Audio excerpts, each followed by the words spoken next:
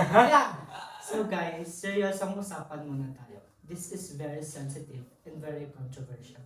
Controversial! Controversial. Ah, Hindi, pero totoo naman, controversial magiging topic natin ngayon. Joaquin, Yes. what do you think when I say or when you hear the word war? War? War siguro sa nangyayari ngayon. Ang pinakaunang pumupunta talaga sa isip ko, yung effects ng war. Like, kasi kahit naman hindi tayo directly na nagpa-participate sa mga wars, affected naman talaga lahat. So siguro, what comes to my mind when you say war is everyone's affected. Ikaw, in general, what do you think In about war? general, marami kasing layered ang war. Yeah, oo. Yeah, meron din tayong like yung conflict, yung tension na nagko-cause. Parang yung ngayon lang sa Israel, Gaza, USA. When I think about the word war, ang naiisip ko is yung Death March. Death Yeah, alam March. niyo yun? Bakit? Bakit naman Death March? Hindi kasi ang lala. Ah. Like, pinalakad sila over 100 kilometers. Kasi preso sila ng di ba? Preso sila ng, nung sinakop tayo ng Japanese, Oo. ng mga Hapon, Yes. naging preso ang Pilipinas at US. Oo. Tapos, dahil wala nang transportation para sa mga prisoners, noon, pinalakad sila ng over 100 kilometers nang hindi pinapakain. Oo, so kapag nag-stop sila, alam mong ginagawa nila sa kanila? Is pinapatay talaga. So speaking of the war, nabalitaan nyo na ba yung mga windhayas na yun? Oo. Windhayas. Hindi, actually, Yeah. mas mataas pa sila sa Windhayas. Lumagpas na ng 100. Lolo, grabe no? Kasi, ang taas na talaga ng presyo ng gas ngayon, tas langis, umabot na talaga over 100. I believe diesel 116 na nga eh. Yeah. So, parang mukhang napahaba-haba na tayo ng chika. Chikahan Hindi na. pa tayo nakakapag-intro. So guys, let's intro na. Hi everyone, I am Aris Joy and Makatangay and welcome to our podcast. And our topic today is very controversial and sensitive. So guys, sana makinig lang kayo until the end of podcast. True. And ako nga pala si Joaquin Andres Reyes. And ang topic natin ngayon, though lagi natin siyang nakikita sa social media and sa mga news, kailangan pa rin natin siyang talagang intindihin. Kaya, yun, that's all for me. And I'm Sofia. Totoo yan. Parang familiar sa atin eh. Alam natin yung nangyayari. Pero mapapaisip ka rin. Kung tinanong ka ba, alam mo ba lahat? Yeah. And ito ang naging topic namin is between ongoing war. I don't think it's a war. Oo, But do you hindi think naman it's siya a war. war? For me, yes, it's a war kasi as I said earlier, war nga affects everyone. And tayo naman kasi kahit hindi tayo directly involved, naapektuhan pa rin tayo. So for me, yes, it is a war. What do you think? Bakit hindi? Not war.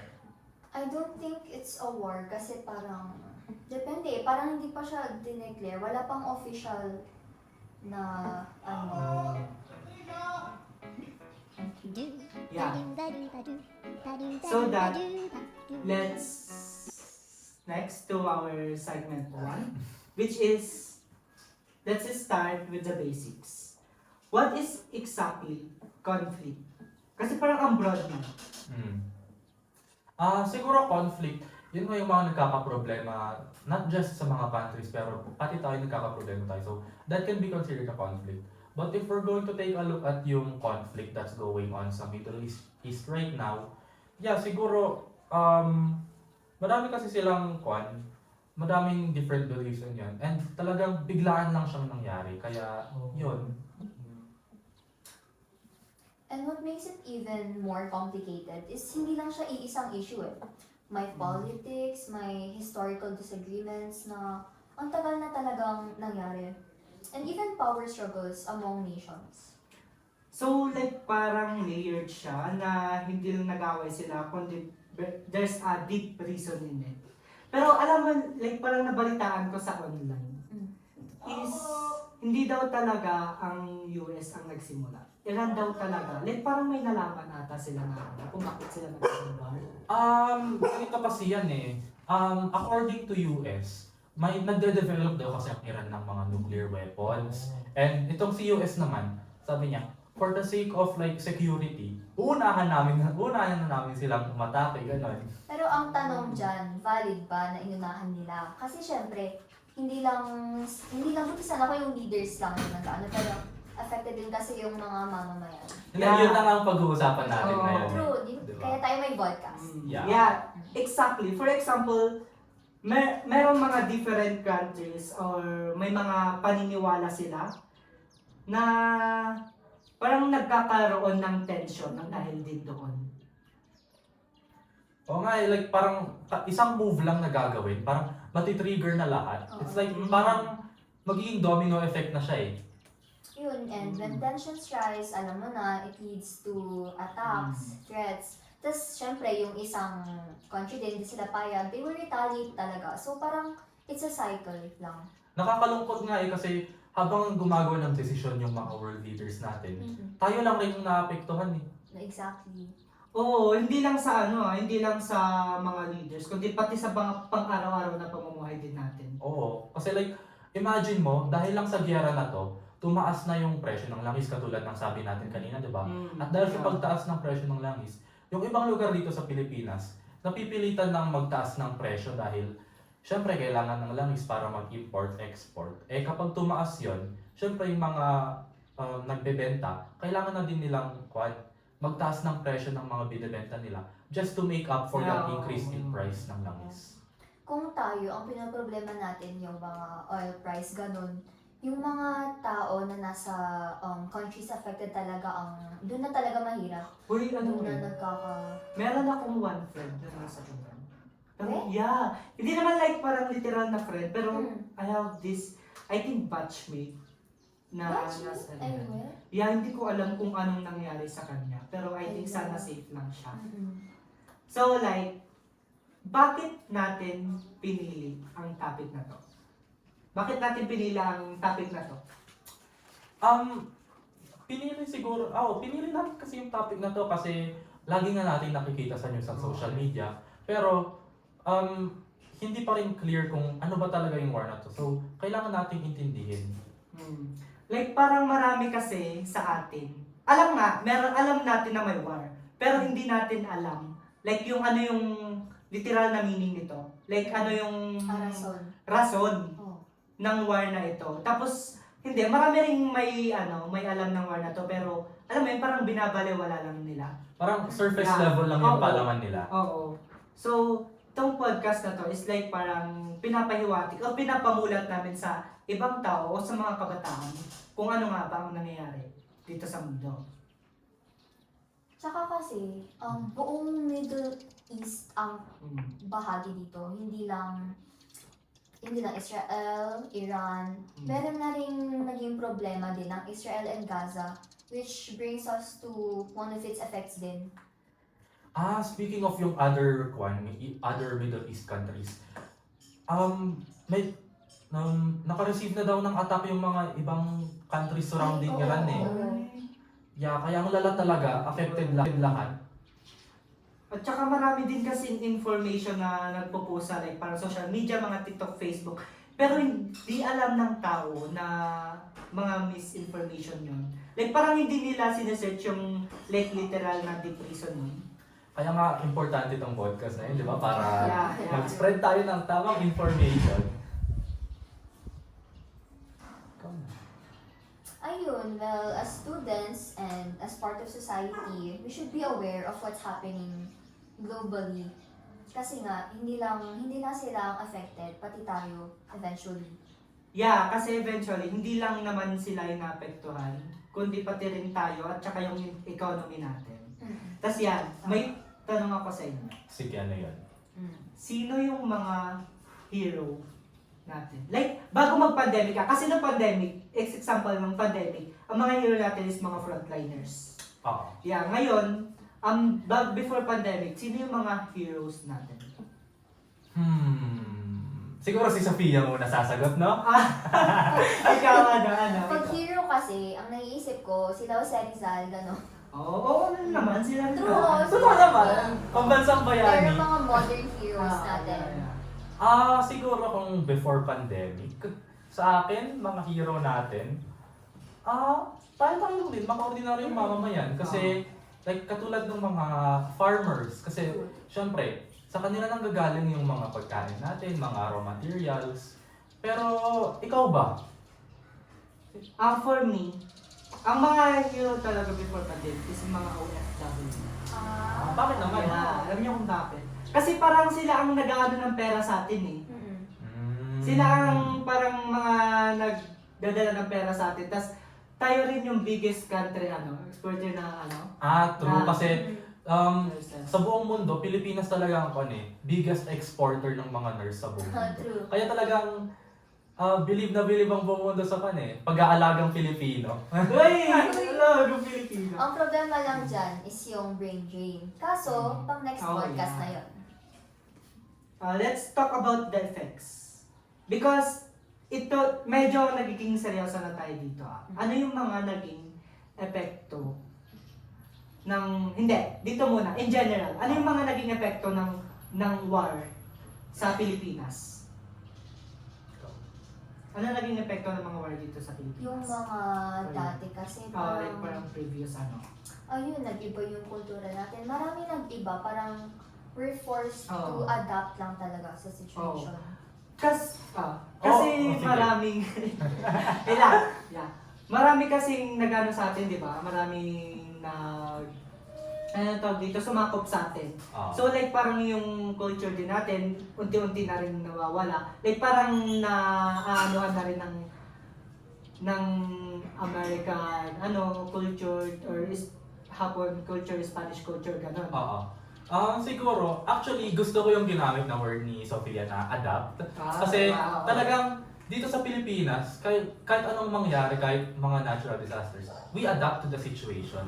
Pero ang sa akin lang naman, parang, is it enough pa ba that we adapt? Parang, siguro, may kailangan din gawin ng gobyerno, no? Pero siningit ko lang yun. Pero bakit kaya hindi pa rin nagtataas ng jeepney fare dito sa public? Hindi naman agad na mangyayari yan eh. Though may mga ibang articles na nagsabi na magtataas na ng presyo. Hindi agad-agad pwedeng i-implement yun hindi agad-agad pwedeng i-implement yun kasi kailangan dumaan pa muna yan sa mga proseso. So ayun nga, nang taas na talaga ng price ng ngayon, fuel. Wala nga akong jeep na masakyan kanina eh. Pero meron din kasi yung, as I mentioned earlier, yung conflict between Israel and Gaza, diba? So hindi lang oil, pero pati food shortages na experience din nila because of their previous conflict with each other. Like, imagine that, hindi mo na alam yung susunod mo na may kakainin ka pa. Kasi sobrang hirap nun. Like, dahil, alam mo may mga war na nangyayari, tapos hindi ka pa nakakakain. Ganun. Kaya nga, yun yung mga bagay talaga na minsan hindi natin pinag-iisipan. Pero without knowing, nangyayari na din pala siya sa akin. Iba't ibang parts ng bansa or ng mundo, ganun. And there's displacement din. Wala pa naman dito, pero people are forced to leave their homes, yung mga pinapapunta sila sa shelters para lang mag-guarantee ang safety nila. Actually, hindi pa nga guaranteed eh. Yeah, tapos alam mo yung nakita ko rin sa online, parang yung binomba ata kasi nila agad is yung airport daw. Oo. Binomba kaya talagang hindi makaalis yung mga OFW, not just OFWs, pero yung mga from other countries na nagtatrabaho dun. Like imagine, nabalitaan mo na tapos gusto mo nang umalis agad sa country na yun. Pero hindi ka makaalis kasi Oo, sa hindi nangyari ka na, makaalis, diba? oo. Nagkawa mo talagang ang hirap kapag may wars. Ang dami pa naman nating kababayan na OFWs, naghihirap para maka-provide, tas biglang. Yeah, kaya nga eh. Anyways, ano pa? Ano pa kaya?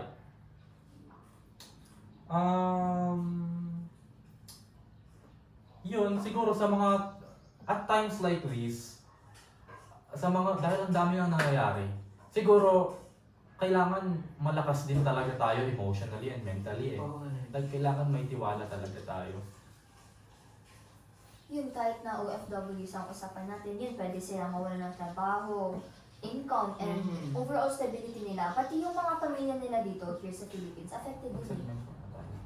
Kaya nga sana matapos na talaga itong gera na to. Kasi like, di ko na kaya kapag tataas pa talaga yung presyo ng pamasahe. Yes, so after we discuss, what do you think is the main takeaway? Yes. Ano yung like pinaka main topic natin at kung bakit natin pinag-usapan ito? For me, it's simple eh. Parang wars affect everyone talaga. Hindi lang iisang country, hindi lang iilang tao. Connected na eh. Kaya nga, tas syempre dito sa Pilipinas, hindi man tayo directly involved, pero nararamdaman pa rin natin yung epekto economically with the rising oil prices and higher goods prices, tapos pamasahe rin. Katulad ng kanina, sana talaga hindi tataas yung presyo ng pamasahe. Oo, at dahil din dyan, tumataas din kaya ang dollars ngayon. Dollars? Tumataas. Hindi ko alam kung tumataas ang dollars, pero ang alam ko lang, mas humihina ang value ng peso Ay, compared oo. sa dollar. Kasi Kasi, ang $1, 60 pesos na siya eh. ganito kasi yan. Kapag once na tumataas ang dollar, bumababa rin ang peso. Oo. At ang meaning dyan is bumababa rin ang ekonomiya natin. Yeah. Mahirap. Like, parang ang hirap talaga eh.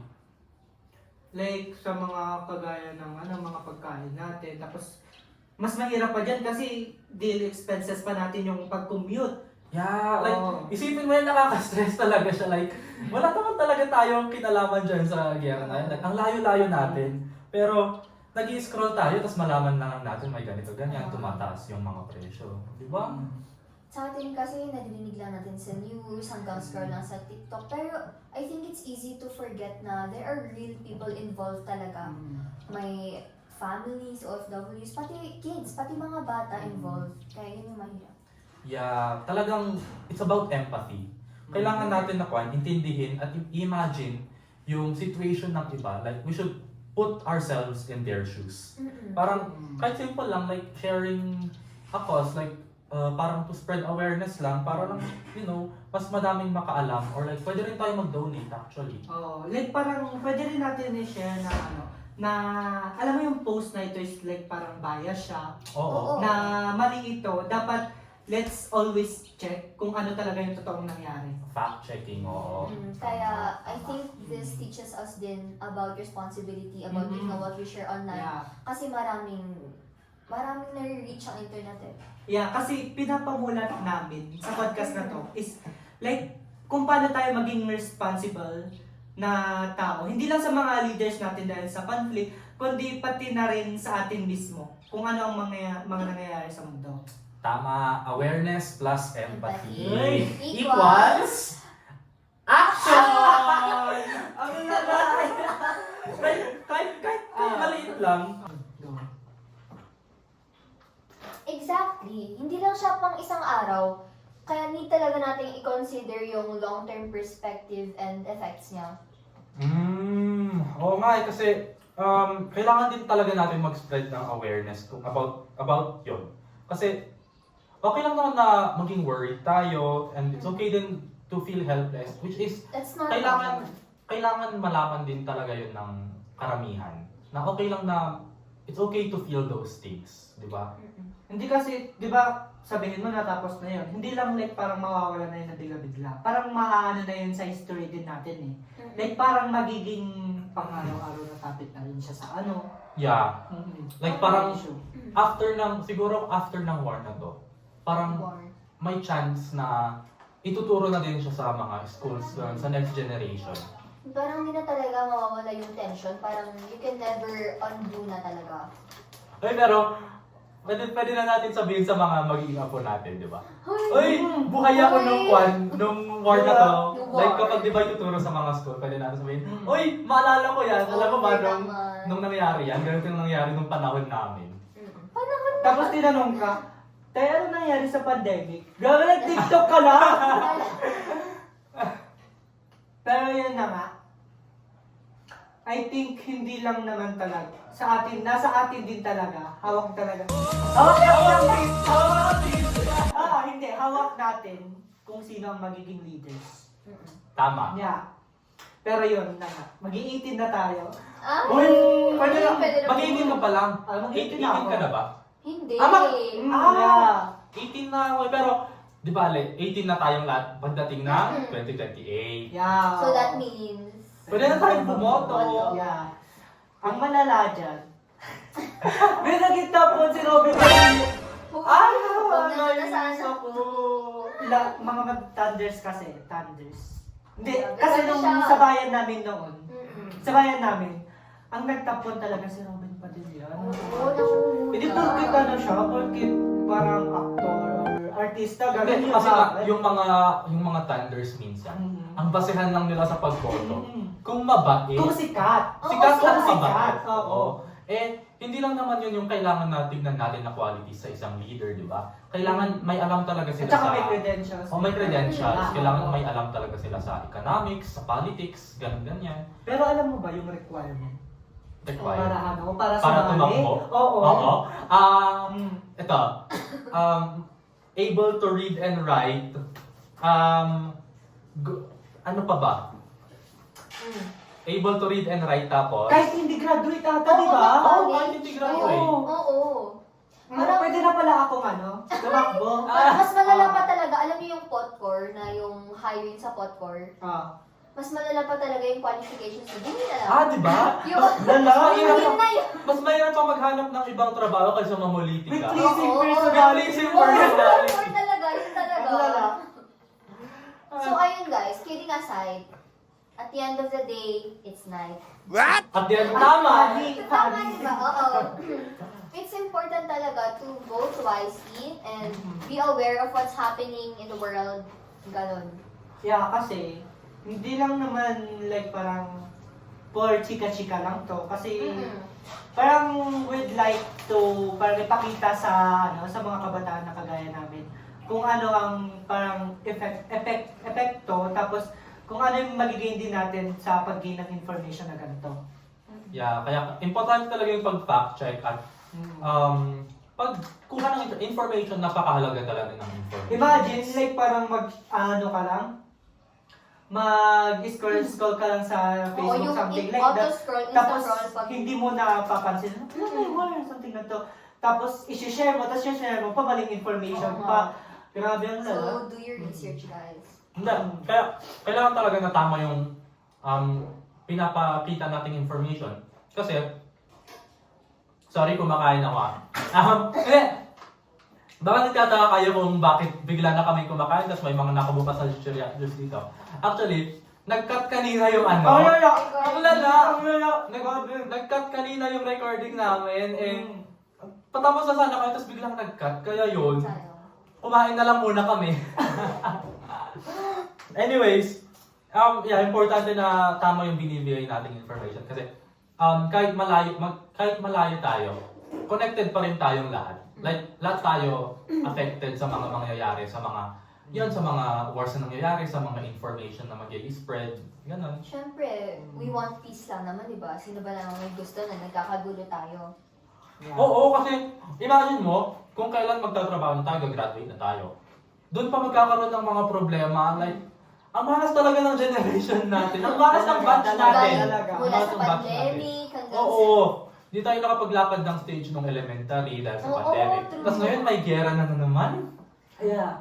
So, that's it for today, guys. Sana marami kami natutunan, pero sana marami rin mas kayo marami kayo natutunan. Yeah. Kahit man tumatawa kami dito, seryoso pa rin yung topic Yeah. nito. Disclaimer lang na Oo. kidding aside, talagang important and serious tong topic na to. Kaya dapat we treat it as such. Siguro, final message sa ating viewers. Ikaw muna, Sige. Sophia. Ay, Ikaw, ano yung what is your wala. final So, message? parang to summarize lang, hindi ko na kasi alam kung ano yung nasama sa nakat. Ayun, be informed, be responsible, be empathetic, and parang i-question mo yung sarili mo na what can I do na within my capacity.